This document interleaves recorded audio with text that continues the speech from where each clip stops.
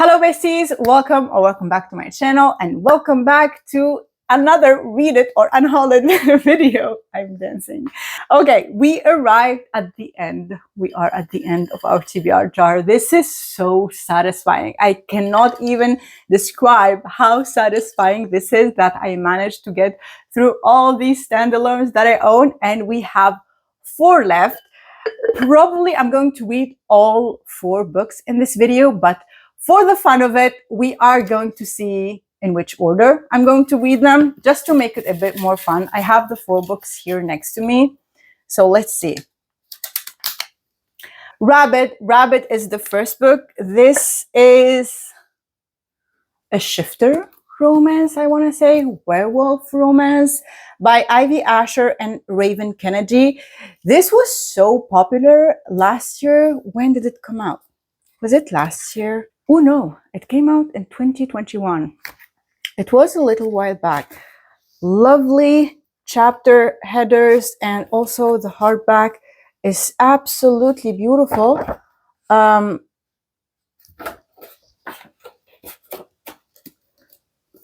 it's not that long too. I think it's 300 something, 346 pages. So excited to read this. Okay, let's. My Dark Beast by Olivia Wildenstein. This book, I received it in my, I want to say, bookish box of last year. Maybe the year before. I don't know. Time goes by so fast that it kind of all merges together. It came in this beautiful, beautiful case. This is the book. It is a standalone, and I think it is a retelling. I'm Falling for a Stranger of The Beauty and the Beast, I think. But it is a mafia romance, I believe, if I remember correctly. I'm falling for a stranger, a man who haunts my dreams. And we have beautiful art on the end papers. Look at that. Very, very pretty. Yes, here it says it is Sleeping Beauty meets Hades and Persephone. Very, very excited for this. I love reimaginings and retellings. Beautiful chapter headers too. Yeah. Let's see, next up. What Fury Brings. Did this come out last September? I want to say last September. This is Handside by Tricia Levenseller. I read her YA fantasy, Daughter of the Pirate King. And I really was very interested in this book because of the mixed reviews, to be honest. People loved it. Either people loved it or hated it. And I wanna see why. Because it is about feminine rage, and I think we have a matriarchy in this world, but some people didn't like the execution, or I don't know. I'm not sure. I really need to know though. And it also is a short book, and it is a standalone. So yeah, I have won battles and killed many brutes. I may not have the gift of strength over men, but I have goddess Amara's favor all the same. I mean, oh my God. This is so pretty. If you want a more discreet cover too, I love that. Let's see. Oh, look how beautiful. I really do hope I love it. And the last book is 5 Brothers by Penelope Douglas. This is more on the lengthier side.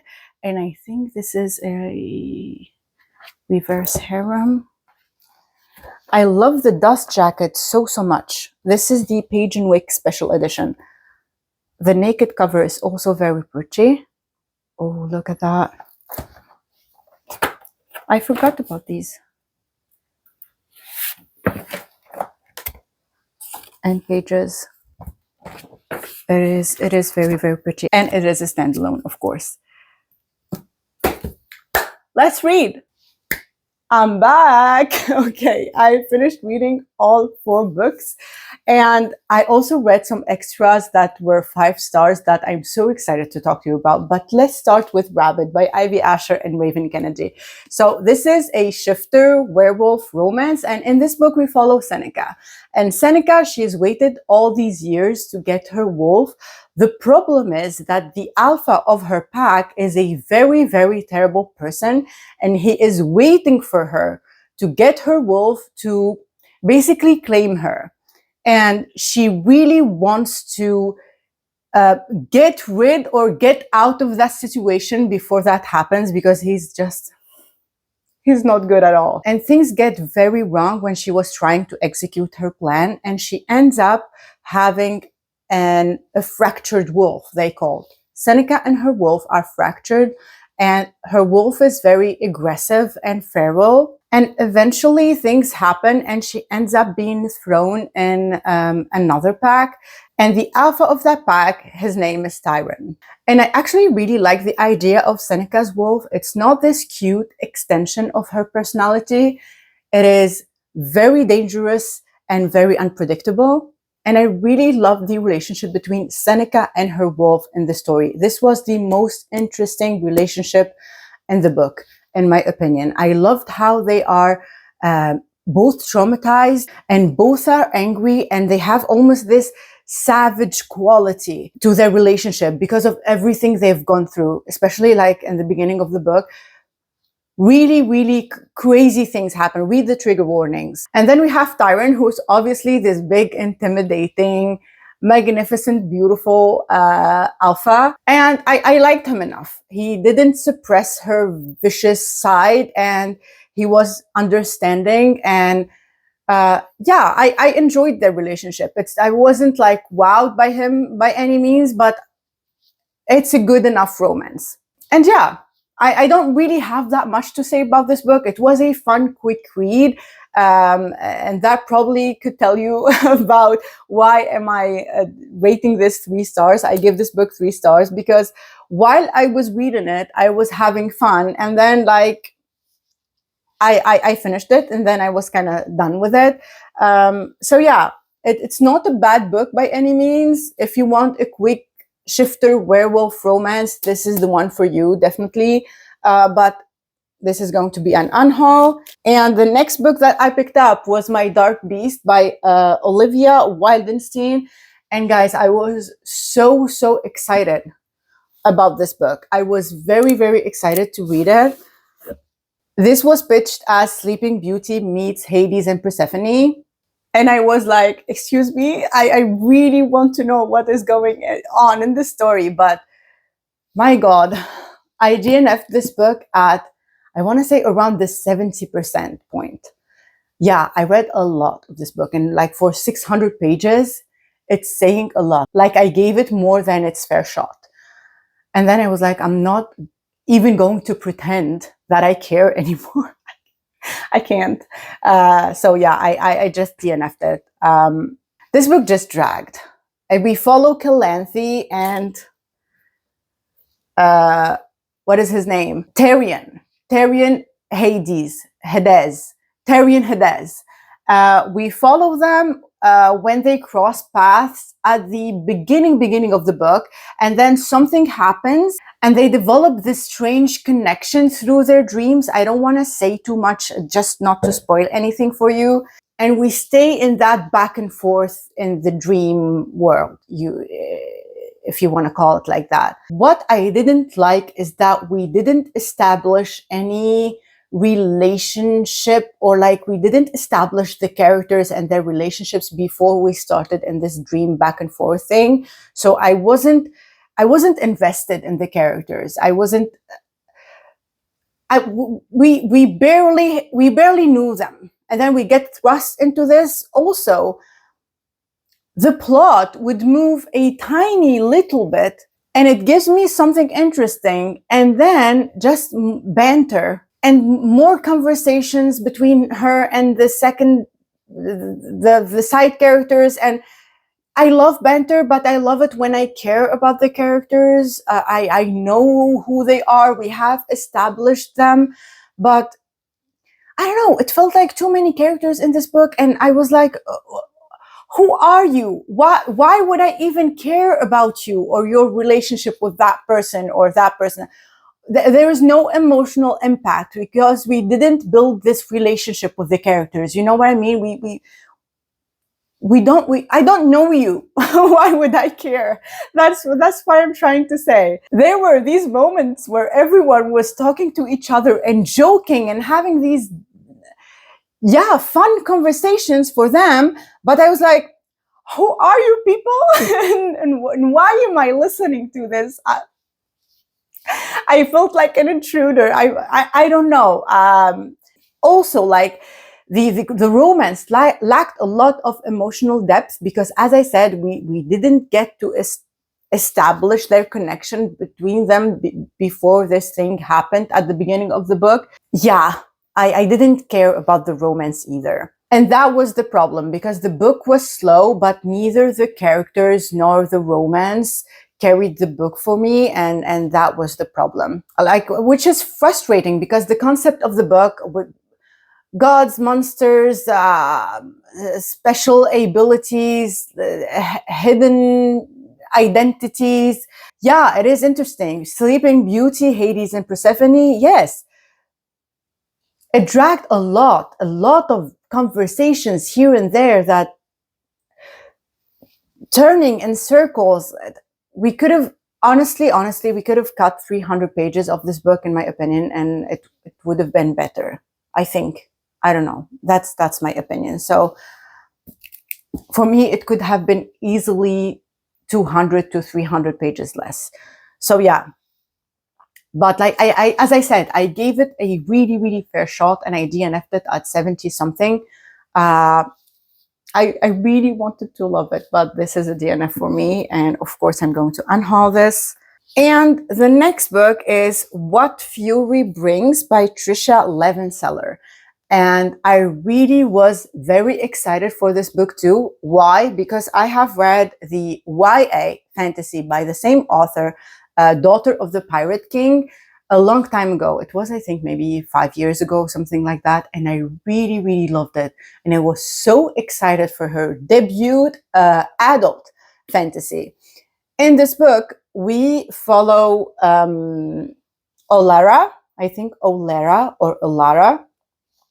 And in this kingdom, it is basically the gender flipped version of our history, our own history. So it's a matriarchy, and I absolutely love that concept. Don't get me wrong, I love that concept so much about this book, especially if you read the author's note at the beginning of the book, you will understand why she wrote it this way.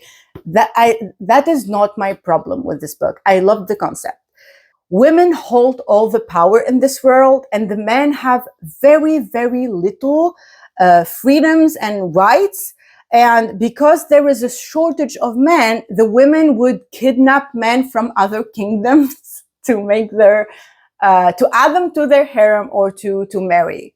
And our main female character, Olera, she's a warrior princess, and she needs a husband to basically strengthen her claim to the throne. So she kidnaps the crowned prince, you can say, his name is Sanos, from a neighboring kingdom that they had problems with, or they were fighting all the time with them. And basically the story starts from there.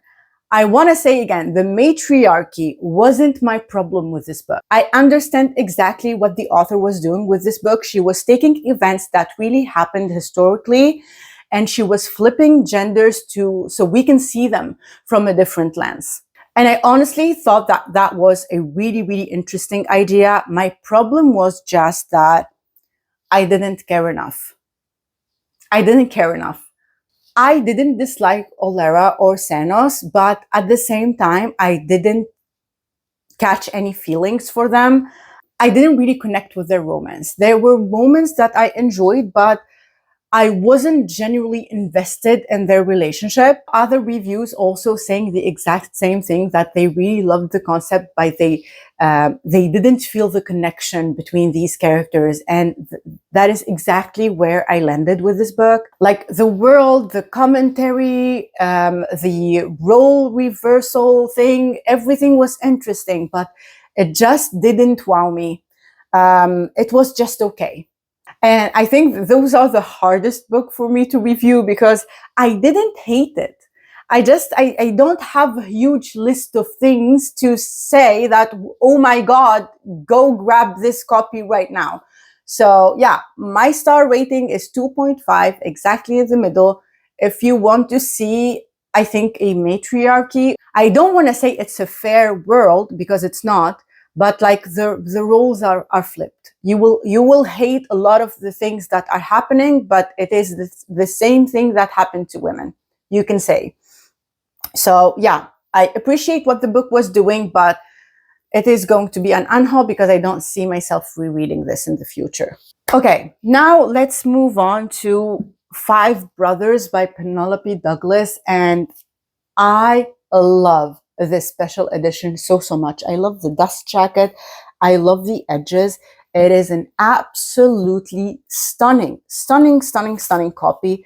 The end pages, everything about this book is absolutely beautiful. I cannot recall if it is hand signed or not. Oh my God, it is. It's also hand signed. But I DNF'd this book. I DNF'd it yesterday at around 44%. I also read it a little bit today before, in the morning, before I sat down to film this video, because I was like, okay, let's just angry read, maybe, because it really made me angry. It made me so frustrated. The white shoes aspect in the beginning of the book is not the problem, because I read white shoes and it's not the problem. My problem was Christian. I mean, the spelling of her name is written in a way where you are like wondering, how should we spell this? How should we say this name? But it is Christian. And this girl is jumping from one brother to the other, like we have five brothers, as the title says. Like she's changing outfits every single day. And I did not feel one connection between her or one of the brothers. No connection at all. No chemistry. Honestly, nothing. I didn't even feel the lust. Things were just happening, you guys. And like, she's 18 years old with no ambitions. What? No dreams. No, like, how do we say it? No view or like idea about what she wants to do with her future. She keeps talking about how she wants to be loved. And I was sitting there talking to myself and a little bit to her through the book. I was like, girl, how about loving yourself? How about starting with that? How about a little bit of self-respect?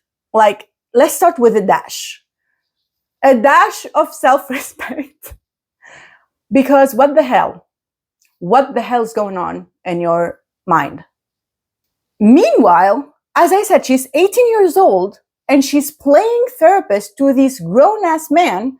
The oldest is Macon, who is, the names of the brothers also, we have Macon and Army and Iron and Trace and Dallas. I mean, the names are also okay. I'm not even going to go into that. But the oldest is Macon. He's 31, and she's playing therapist to these old grown men, and they all have issues, anger issues or trauma, past trauma, family problems with the where they live. Like it's like divided in the saints, like the rich kids, and the swamps, the poorer side of their town. And somehow this girl thinks that she's going to fix every single person in this family.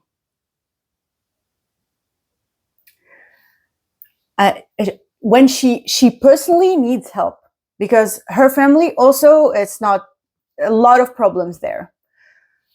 And she's from the rich kids and they are from, of course, the poor side. And the whole thing basically felt like they were using her, but she was also willingly giving them access to her. And that really, really made me so angry. And every time, it seemed like every time there was a problem, our Christian solution was like, well, I guess it's time to take my clothes off. I mean, of course it's going to solve everyone's problem. Of course, it's the obvious solution.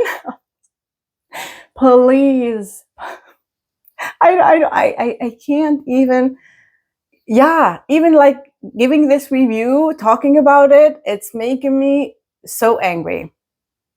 So I read until she had her moment with Army, because of course we are working our way through these brothers, who is a single dad, and he's, I think, if I remember correctly, he's 28 years old. And I had enough, because all of this is happening at the same time. I was thinking to myself, what's the actual plot of this book? No plot to be seen in the horizon. Almost halfway through this book, 44%, as I said, and nothing was happening outside of Christian moving from a brother to the other. I don't mind spice, but I need something underneath it. I need chemistry, I need plot, I need character development, which is nowhere to be seen. I don't know, give me goals, give me some challenges, give me something. I'm tired. So yeah, unfortunately, I'm giving up on this book. I'm so sad that I need to sell this, because I was so happy to, and I felt so lucky to get this copy. And yeah, this is just not for me. So this is going to be a DNF from me. I also have a series that I bought from Pigeon Wig, also Penelope Douglas, but I read Credence by her, and that book I really enjoyed. I mean, at least the story and the characters felt so real, and I really, really cared deeply about them. Not in this book. I have this series, what is it called? I think the first one is Corrupt, the first book in that series. I don't know, I have the edges facing forward. But I think it is like a dark secret society college romance. And each book follows a different couple, but it is an overarching plot, I think. I'm going to read the first book in that series and see if I'm going to keep it or not, because unfortunately this was so beautiful. This is the letdown for me. So yeah, I'm unhauling all of the books that I read for one reason or another.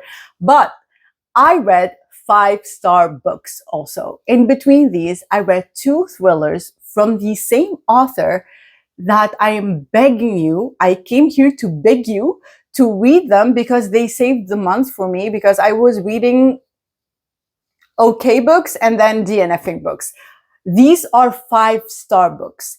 The first book that I picked up by Kate Alice Marshall is called The Girls Before. It's a mystery thriller about missing girls. And I didn't even know when I picked up this book that it was newly published. It was published this year in February, and it was so good. And this author made it to my auto-buy authors list 100%. Every book she publishes from now on, I'm going to buy, I'm going to read, because oh my God, they blew me away, and they saved the month for me, and they gave me a breather between the DNFs and the kind of mad books that I read. Okay, the first book, as I said, was The Girls Before, and in this book, we are following Audrey, and Audrey works in search and rescue, and she never really got over or forgot her best friend who disappeared when they were teenagers. Her name was Jamie. And wrapped into that disappearance is a creepy urban local legend, which is about a witch in the woods that supposedly saved girls from really bad men who wants to hurt them. And the premise immediately got me. The atmosphere in this book was so dark and unsettling, and the mystery completely hooked me. And I loved the witchy urban legend element of this book so much. It was so well done. And if I hadn't been visiting family during the time while I was reading this book, I would genuinely have been finished with it, like read it in a day, in one sitting. It was that good. It was so good. I gave it, of course, 5 brilliant stars. And the second I finished this book, I went to my Libby app and searched for the author if there was something else available by her, and I found What Lies in the Woods, and another 5 stars. And that's why she ended up on my auto buy, because it wasn't a coincidence. She is so good with setting the atmospheres, with introducing the characters. Oh, something that I want to mention about the characters. These books, what I have noticed, have a larger cast of characters than what I personally have usually seen in thriller books. Usually the thriller books that I read do not have this large cast of characters. These ones, not very large. It's not a fantasy book, but it is bigger than the usual thrillers that I'm used to. So what I did for the first book, I was taking notes on my note app on my phone just to remember the names and the relationship between the characters. Okay, this is her brother, this is her sister-in-law, stuff like that. But for the second book, I kind of got used to it and I didn't have to take notes. And that this is only for the first chapters. And then you read the book and you kind of remember the characters. But that didn't take away from my enjoyment whatsoever. These are very well done mystery thrillers with complex characters that feel so real. What I loved about her books is that it's not about even the big twist or the big twists in the books. They have these twists, but also she writes these flawed, complicated women, messy friendships, trauma, guilt, secrets, and people who are still dealing with things that happened years ago. I was constantly changing my theories, but at the same time, I was caring so much about these characters. And yeah, she's absolutely become one of my favorite mystery thriller authors, and I'm going to look up, I think she has 2 more adult thrillers that I didn't read yet. I'm adding them to my fall TBR jar for sure. And also she has middle grade and YA. And one of the YA books, I think it's a horror thriller. It is called Rules for Vanishing. I heard about this book before. People who read it and really enjoyed it. So that one is going into my TBR jar for this fall for sure too. And what I remember about that book is people said that it was really creepy and unsettling. And there is this whole mysterious road in the woods. And there is also an urban legend. So yeah, perfect for spooky season. And about spooky season, I'm going to make a TBR jar also with the titles that I want to read during this season, just books that I really want to get to because I heard a lot of people talk about them and people gave them 5 stars, and I really want this to be a 5-star season. So I'm going to read the books that I think I'm going to give 5 stars or 4 stars to. And yeah, I'm very happy that I accomplished my mission with this TBR jar, and like we unhauled all these books. A lot of them I already sold them, and I'm so happy that this was a successful unhauling for my physical standalones. So yeah, subscribe, hype the video, and I will see you in the next one. Bye.